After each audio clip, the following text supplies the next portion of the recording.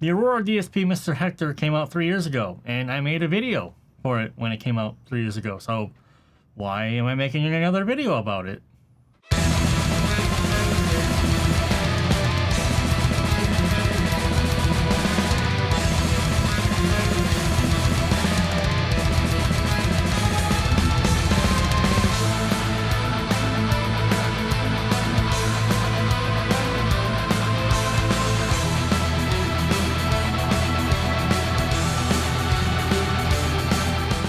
Well, Dan from Aurora DSP reached out to me and said, Scott, there's a huge update for Mr. Hector. I want you to make a video. Put it on your channel. Talk about the updates. And I said, cool, we'll be happy to do that. So this video is sponsored by Dan from Aurora. So let's talk about all the major updates. So when I looked at this plugin originally, it was definitely more bare bones. You could see like things were a little, not, I wouldn't say half baked, but you could tell, you know, Aurora DSP was new in the game. They were still finding their footing. Obviously, the new version here, the graphics are majorly overhauled. I like that the amp simulator takes much more of the GUI space. It's easier to see, it's resizable. But back then, you just had a pretty basic bone stuff. But the plugin now is greatly expanded to include another amp, which we'll talk about here. But just left to right really quick, we got this cool like Mexican Holy Death. I'm not really sure what it's called, like Santa Muerta or something like this. But we can see we have this graphic style throughout the plugin here. It actually looks pretty cool. This extends all the way to the post effects section here where we have just, you know, it's like Day of the Dead style, Holy Death style graphics. Looks cool. I like it. We have a Drive Mysterio. So if you're into wrestling, you should know exactly what that is. This, I suppose, I guess is some kind of Earthquaker, plume style overdrive, but then this is more of like that color / overdrive. I do like that Aurora is including plugins that aren't just the standard bog type of stop boxes, which the original Hector did have. It was basically like just a TS9, you know, with a little bit of EQ shaping that you could have done. This is greatly expanded here. We have a regular, like a color overdrive. We've got a fuzz here. We've got like this plume style overdrive. We have the EQ here. Now the EQ points are probably a bit more useful for a guitar, in particular the 400 and the 3.2K, and then 1.6 obviously if you want to get more of a chain style tone. But a lot of stuff you can do here in the pre section before you go into the amp. We've got the amp down here, and the biggest update is they have included the Beast 30 watt plus. So you've actually got 2 amp simulators and 1 amp simulator suite now. Really cool update. All of the capturing has been updated. There's some, he told me what it was, but I already forgot. Some sort of new neural network of capturing. I honestly, to be completely honest, I really don't care. All I care is that it sounds good and it's accurate. And the whole point of recapturing everything from scratch was to make the volume and gain structure a bit more realistic when you play it. Then we have a greatly expanded IR section here with a ton of extra cabs, lots of cabs. Well, we still have the same 4 speakers though, which is, or excuse me, same 4 microphones though, which I guess isn't a big deal. You got 2 dynamics, ribbon, and a tube mic. Pretty much all the different flavors that you would want to have when you're miking something. We've got the SpeakerX technology here, which I'll talk about a little bit later specifically. And then we have this air knob, very important, because the Hector does not have a presence knob. You've got a bright switch, you know, and you got a high and low input, which kind of can adjust the brightness, but you pretty much just got treble here. And with the Hector, it's more like a crunch knob. You're not getting the high soft presence, at least that I really like. So I made great use of the air knob here. I basically treated this like a presence knob, so pay attention for that. We have the same module setup here that was shown in Laney Digbeth. It's fine. Probably for guitars, the most useful 2 modules are going to be the API style here and the BBE Sonic Maximizer style here for contouring and shaping the guitar tone. You got a limiter here, 2 of them, or, you know, compressor, and then the L2 Aura limiter here. This is fine. I personally wouldn't use this for guitars, but it's here if you want to use it. It's better to have it than not need it, than need it and not have it, right? The EQ output section here, really cool feature. Generally, you can get most everything that you want to do with EQ done here for the most part, right? And I opted to use it this time. Usually I would have done like Fab Filter or something outside of the suite, But I created a preset here and actually sent both of these presets to Dan, so they should show up in the update. And then the output is your basic chorus, tremolo, delay, and reverb. I didn't use any of this time because didn't really have an opportunity to do so, but it's all really self-explanatory. I really don't think you guys need me to spend 20 minutes talking about the effects. It's chorus, tremolo, delay, and reverb, okay? I think you got it, right? Last couple things to mention here. Don't forget that the plugin needs to be set to stereo or mono up here. So don't forget that. If you put this on a group track, you need to engage stereo, all right? You've got MIDI functionality for MIDI mapping and whatever you do with that. You got the tuner, which I've mentioned before. I quite like. It's pretty accurate and it sounds good. The other thing to mention here is it's the GateMate plugin that Aurora has created. It's now built into the plugin. And you have a transpose feature now, so you can change the tuning of your guitar if you want. From where this started, this is a major, massive update. And from what was still a good product 3 years ago, a little bit bare bones, a little bit just kind of here you go, to where it is now, it is greatly expanded upon. Lots of extra features. We definitely have brought the amp simulator into 2025 to and include the input and output. Remember, when you want to set your input, just kind of make sure you're in between these little goalposts here and your input will be fine. Now, you would think like all these major updates, adding a completely new amp into the suite, that it would double or triple the price of the amp simulator. And as far as I can tell, I just looked at the website, it's still $49, which is an absolute steal. And at this point in the video, I would say just click the link in the description and go get it. This is a unique amp, it's a different sound, and not only that, you're going to get 2 amps. Including the entire suite, for $50. Absolute no-brainer purchase, absolute steal. Just go and get it. It's going to be something unique. You're going to have different guitar tones, which is obviously really important these days if you want to get away from the TS9 into the PV into the, V30 thing. It's worth every single dollar and then some. Yeah, totally. So $50 for this entire thing. Hit the link below. If you don't have this yet, go pick it up. So you obviously heard how it sounded in the demo. So what I did, because we have 2 amps here, I kind of just went, okay, I'll do quad tracking and I'll, create 2 different guitar tones, which is exactly what I've done here. So with the Hector guitar tone, we have something that sounds like this. So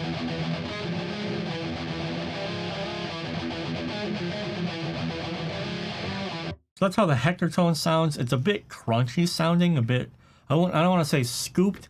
It's an interesting thing about this amp. When I remember playing like the famed Rock Force version of it, and then playing with this amp simulator originally, I always remember just going, man, this thing is weird. It's totally different.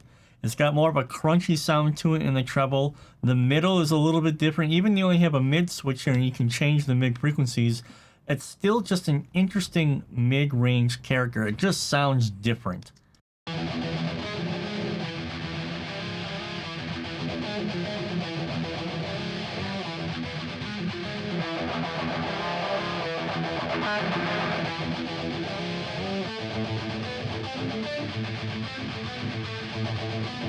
So that mid switch is a lot of character. You're going to spend a lot of time flipping between that one and deciding which way you want to do. Because I really found that the middle here voices the amp in such a way that it's drastically different. I really don't get a lot of utility from the treble here, to be honest. And that's why I said I was using the air knob like a presence knob very liberally, because I just found this knob got me more what I wanted instead of using the treble knob.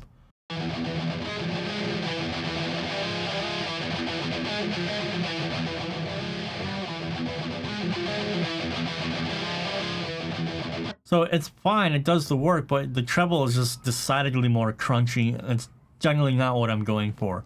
Also, you have to remember I'm creating this guitar tone in conjunction with the Beast tone. So there are some things that I've done here where on its own, it's a little dark, but I have the Beast coming in with some more high end and treble stuff coming in. We'll get into that. But a lot of the magic here is the middle and the mid switch. You're really going to want to pay attention to that. And the other thing I would want to mention here is your diode and tube. Essentially, diode is kind of a fat, loose type of a low end. I guess you would call it saggy. It's not tight, whereas tube, much tighter low end. And it might be what you're looking for if you're going to use this and you want something a bit tighter because you're in low tunings. I recorded this in standard E, so it wasn't much of a problem for me there. The IR loader, like I said, I'm using the DMN, which I guess would be the Hesu Demons. These are the ones that I liked the most out of the entire arsenal here. There's a lot of unique sounding speakers here, and I would have to say that just honestly speaking, none of these are really my favorite. I would prefer to go with something a bit differently voiced. However, the point is that you have all these different speakers with these different microphones, and you can combine different speakers together to, tone craft, blend, and shape however you want. I just wanted to go a bit more simple because I knew I was going to have two different guitar tones anyway. So I went with the Demon here with a 421 and just set it to where it sounded nice. And then I skipped this module because I just ended up not using it and went right to the EQ. So if you want to hear what the tone sounds without the EQ,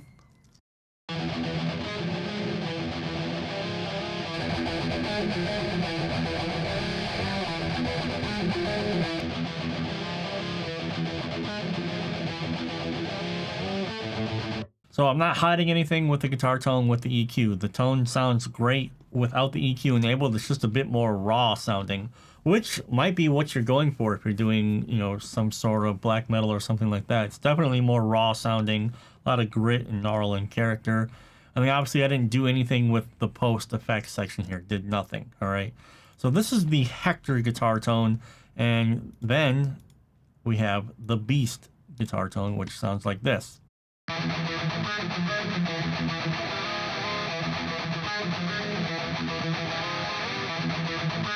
So definitely more treble, tighter gain. I wouldn't say there's a lot more gain, it just looks like that, but it's just tighter overall.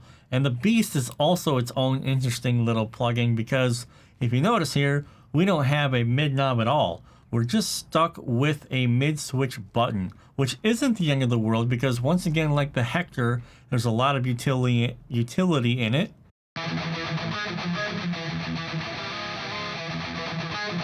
In my opinion, this mid sound is more suited to my ears. I like the mid switch in this case. It's not like a honky mid switch as much.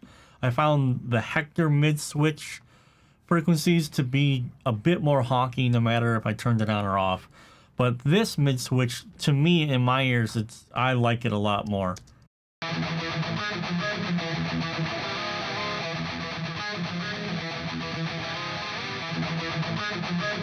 I obviously did not engage the mid switch because I kind of dug out the mids of the Hector and then put the Beast in the middle here. Didn't do a lot of blow end, added more treble obviously to counteract the Hector, which is definitely darker. And then I set the gain to whatever sounded good. We have cleans here, and we can add a crunch and character, but yeah, clean tones, cool. You can do clean tones on your own. We're not talking about clean tones here. So I'm using a different cabinet here, the DS412. I guess this is the Diamond Sound cabinet. No idea what speakers are in it, but I am using, once again, a 421 here, setting the speaker, or excuse me, the microphone where it sounds good, and once again, using the air kind of like a presence knob again.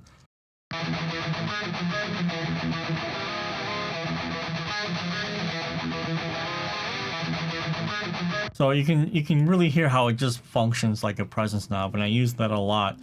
You're also going to use it a lot. It's a really great thing to have. Skipped this module again. I have nothing against it. I just didn't feel like I needed to use it.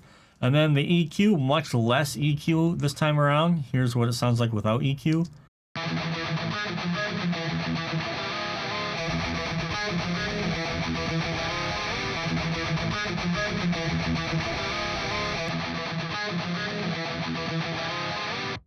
We're cleaning up a lot of crunch up here, like the 4 to 6K. I don't know what's going on, if the amp is doing that, when it's shaping the distortion, it's passing it through the speaker, or that's just the speaker. But I've just noticed with this suite, the Hector and the Beast, there's just crunch for days. Great crunchy amp if that's what you're looking for. So that's the extent of the EQ that I did in the suite. Both this and the Hector are presets. So this is the Beast rhythm preset, and this is the Hector rhythm preset. They should be included into the plugin when the update rolls out, which should be today when this video comes out when you're watching this. Now let's talk about the one thing here, I guess the one piece of criticism that I would give so far. And I've just I told you I was going to talk about this later, so let's talk about SpeakerX here. SpeakerX is obviously a take on the Bogren Digital IRDX core. And on face value, I have nothing against it. I do like the IRDX core. I do like having these subtleties, these imperfections built into IRs, because IRs are static. There is a lack of movement and they can sound sterile. This is all true. The issue with the SpeakerX here is just way too strong. It's super strong. This plugin, when you load this, is going to be 0.5. It's just too much. It's too tubby. It's too bassy. And actually pushes the tone, like it feels like the tone moves away from you in space. And even at 0.1, it's too strong. And I already messaged Dan. I gave him my thoughts on this. I said it's great, keep expanding on this, but what I would do, I would just make it very subtle. Even if you crank this all the way to 1, this should be subtle. Like 1 should be where, okay, I can obviously hear this and this is clearly affecting the tone, and wow, okay, wow. But if you go to like, it should be like 0.1 to 0.3 should be nearly indiscernible. It should be more felt, not necessarily heard. I don't think there should be tonal changes to the guitar tone, because that's not really, you know, the speaker moving doesn't like completely tonally change the guitar tone. It just adds inconsistencies in movement and dynamic quality into the tone. It's not like an EQ move, right? So I think the SpeakerX thing, Dan's working on it. He took the feedback like a champ. That's one other thing I'd like to say about Dan, is he's always willing to take feedback. You know, if you send him proper, respectful feedback, you will always get an answer from Dan, and he'll take into consideration what you're saying. Like if you just want to be an asshole and be like, eh, he's gonna ignore you like any normal person would. But that was what I told Dan. The SpeakerX, cool idea. Keep developing it. It's just way too strong. It needs to be subtle and natural sounding, and it's not quite there yet. But that is not a reason not to buy this if you don't have this yet, or not to cross grade if you don't want to cross grade. He's obviously going to keep working on this, and then the updates will be the updates, and I'm sure in time he'll get this dialed in. And there's no big deal just setting it to 0. You're not going to lose anything. I set it to 0. And as the updates roll along and Dan keeps working on this, and you know, I keep testing new versions, I'm sure he'll get this dialed in and it's not going to be an issue at all. Now when it comes to the final mixing moves for the guitars, I did 2 extra guitar moves just for some resonance peaks here.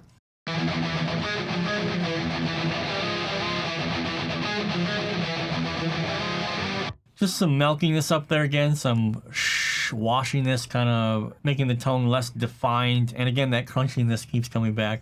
So just these 2 extra EQ moves were made outside of the suite. We actually have the Andy Sneap trick as usual right here for the palm mutes. And then I did some API sweetening that I like to do. It's just easier for me to do this here at 12.5, 2, and then I can adjust the output to -1 here, API. Probably I could have done this in the suite itself, but I'm so used to doing it this way, I just decided to do it like this. That was after the EQ and the multiband were done. And then we just have some limiting here like we always do, catching any errant peaks out of here. And then I use this kind of like a volume fader actually to set it into the mix, which gets us a result as such.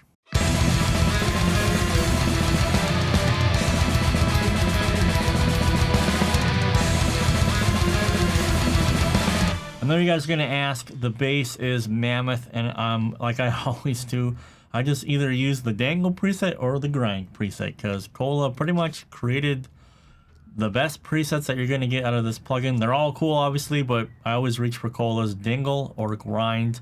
Oh, and the drums, actually. I'm going to be making a video about this because these drums are awesome, and they are free. This is a free version of Deviant drums, completely free, F-R-E-E, free, as in no dollars, as in don't need to purchase. These are really good, obviously. There's a lot of cool things here that I want to talk about that I don't want to talk about in this video, because this video is not about Deviant drums free, but these are Deviant drums free. These are the drums that I'm using. They sound ridiculous, sound awesome. Watch out for a video about that next week. But as far as the Laboga Mr. Hector Suite, I think the updates are awesome. I think the updates are definitely worth the cross-grade price.